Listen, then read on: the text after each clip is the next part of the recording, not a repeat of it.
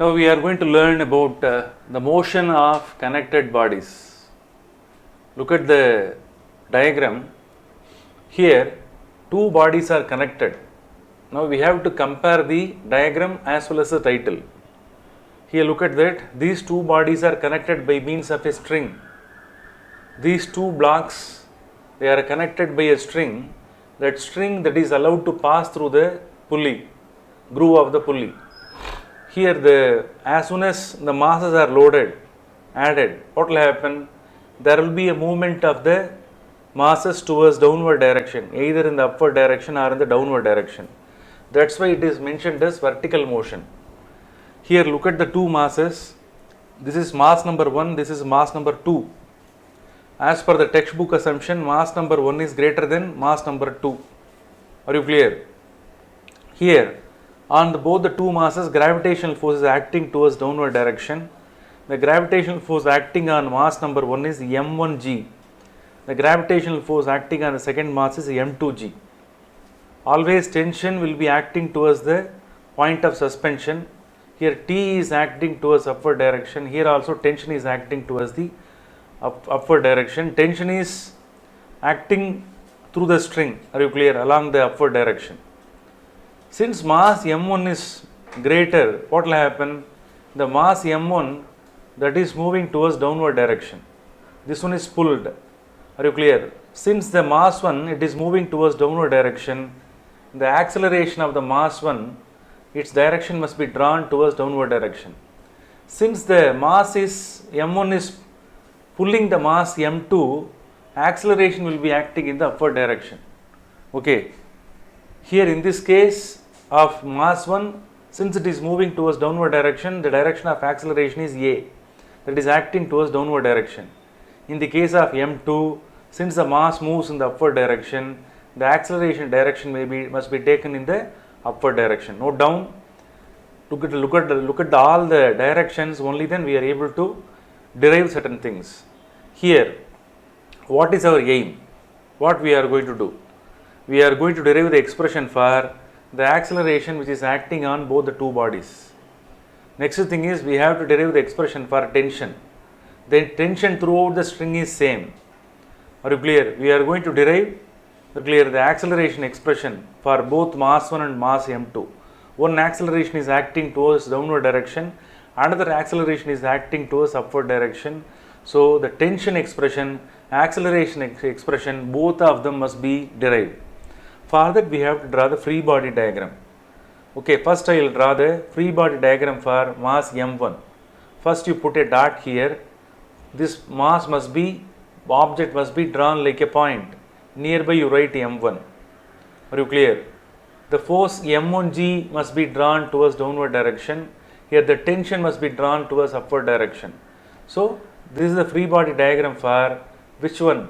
This mass m1. In the same manner you have to draw the free body diagram for mass m2. This m2 must be represented like a point mass, and then m2g is drawn towards downward direction, and then tension is drawn towards upward direction. First let us calculate the expression for acceleration. First we will use the mass number 1. Are you clear? With the help of the free body diagram we can derive certain equations. In the case of mass number 1, I am going to apply Newton's second law. Are you clear? How will you apply? Look at that. We know the formula for Newton's second law. Always net force can be calculated by using the formula F is equal to m into A. Apply the free body diagram expressions for mass m1. Okay. How will you write? Here m1g, that is acting towards a negative y direction. Therefore, we have to write m1g minus j cap. It is acting in the upward direction, that is along y direction, plus t j cap must be written, y plus, it is acting towards positive y direction. If these two forces are added, you will get the net force. Net force can be calculated. This net force formula is already known. Are you clear? In this net force, that A is there. Look at the A that is acting along upward direction. In the case of mass m1, the acceleration is acting along downward direction. Are you clear? Again I will write m1g minus j cap plus t j cap is equal to, instead of F net, which one must be substituted? MA must be substituted. But we are considering which mass? M1 mass. In the case of M1 mass, how the acceleration acts? Acceleration is acting towards downward direction. Downward direction means in the negative y direction. Therefore, we have to write it as minus j cap. Are you clear? The total forces, these two forces are added, that can be taken as F net. F net formula as per the Newton's second law is m into a, that was substituted. Here the acceleration of the moving body m1 is taking place towards downward direction, that is along negative y direction. Therefore, minus j cap is written. Are you clear? Now the j components alone, that must be alone to be taken. Are you clear? M1g, T, MA, they are all called as components of j. You write that one alone, all j can be cancelled. Now you can write M1g plus T, which is equal to MA minus, we can write like this. And then change the formula now. This one could be written as, if you change the sign, you will get M1g minus T, which is equal to MA. So like this we can write the equation for which one? This is the equation in the case of mass number 1. So let us write it as first equation. Are you clear? So everything is dealt only with the help of, only for mass m1. Now we are going to use the mass m2 for derivation. Let us take mass m2. Okay, you have to consider the mass m2 alone. m2g is acting along which direction? Negative y direction. Therefore, minus m2g, it is acting towards upward direction, that is along positive y direction. Therefore, what should be written? T, here the direction must be mentioned, no? m2g, it is acting along which direction? Negative y direction. Therefore, minus j cap must be written. Tension is acting along positive y direction, therefore j cap. Look at the acceleration direction. Here this one must be equal to the net force. Again we are using the Newton's second law. Instead of this, you substitute MA. This portion is nothing but, if both are added, you will get net force. So even we can write for one more step. F net can be written. That F net is now how much? MA. Are you clear? That MA, in the case of acceleration, that is acting towards upward direction. Therefore, that can be written as j cap. So again I will write minus of m2g j cap plus t j cap, which is equal to MA j cap. Now we have to remove the components alone. Therefore, all j can be removed. Finally, you will get m2g plus t, which is equal to, this is mass m2, no? Therefore, m2 must be written. m2a must be written. Are you clear? Now we are having two equations. We are having how many equations? Two equations are there.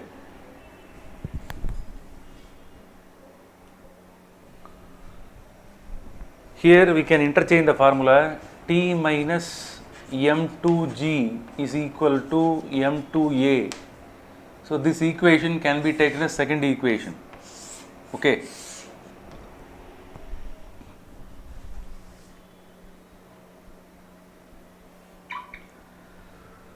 Now equation 1 and 2 both are written here. Now we have to add both equation 1 and 2. Okay. 1 and 2 both have to be added. add them now. m1g minus t plus t minus m2g which is equal to m1a plus m2a. This 2t can be cancelled, they are in opposite sign. So what is the remaining thing? m1g minus m2g which is equal to, this a can be taken as a common factor. So within the bracket we can write m1 plus m2. Here g is the common factor. Instead of that we can write g m1 minus m2. Here a is there. As I have told earlier, we can get the expression for acceleration.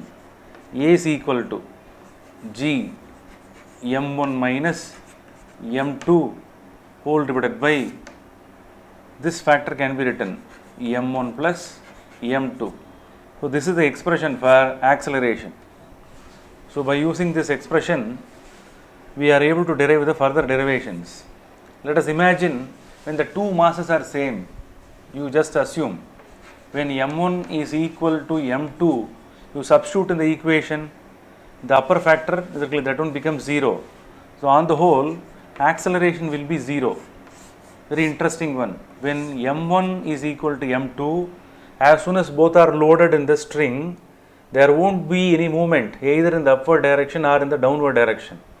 Both the two systems, they will be static. Mass m1 and mass m2, they won't move at all. There won't be any factor called acceleration when m1 is equal to m2. Are you clear? So it's a special case. Now we will derive the expression for tension. Okay, so the tension is acting on the string. No, on either side the tension is same. The tension expression can be derived with the help of the acceleration expression. This expression was already derived for the mass m2 and we have derived the expression for acceleration also. Now you substitute this a here, t minus m2g is equal to, instead of a, substitute this equation m1 minus m2 whole divided by m1 plus m2 g can be written, and bring this factor on the other side, g minus g t is equal to, this g can be multiplied here, m2g m1 minus m2 whole divided by m1 plus m2 can be written. If the factor is brought this side, that one becomes m2g. Are you clear? m2g is the common factor. Are you clear? m2g is the common factor, and this one can be separately written, m1 minus m2 whole divided by m1 plus m2, and this factor can be written within the bracket.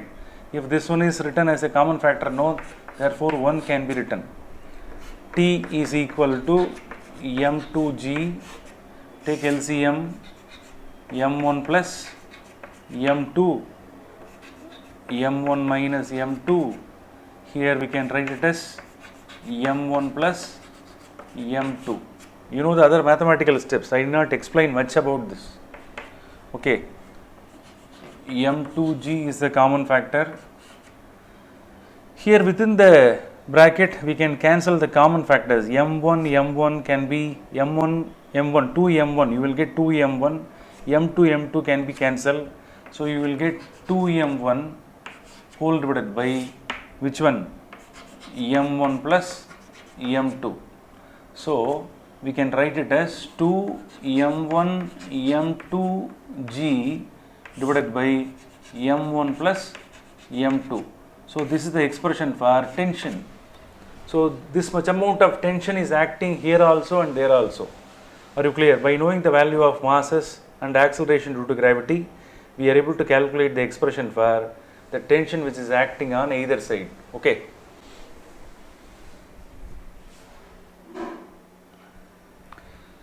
Here acceleration is also a vector, and we have to represent the direction of the acceleration in both the two strings. Are you clear?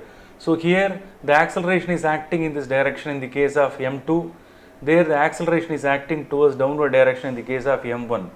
So I will write the acceleration a vectorial representation for mass m1. In the case of mass m1, how will you represent the acceleration equation? Look at that. A is equal to, we have to write like the same expression, magnitude wise they are same, m1 minus m2 divided by m1 plus m2 can be written within the bracket, and g is also there.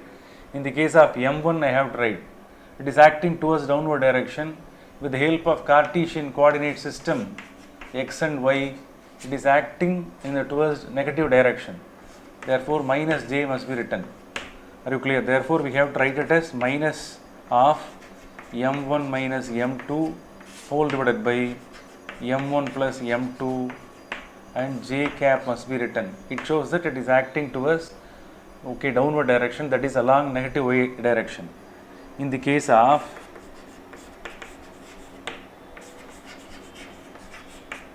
m2, the same acceleration, how will you represent? Same expression, m1 minus m2 divided by m1 plus m2, g must be written, but it is acting in the upward direction, that is along positive y direction. Therefore j cap must be written, positive j cap. Are you clear? So here negative j cap, here positive j cap. It shows that the acceleration direction is opposite in the two masses. Okay, so vectorially the acceleration is also represented in this case. Okay.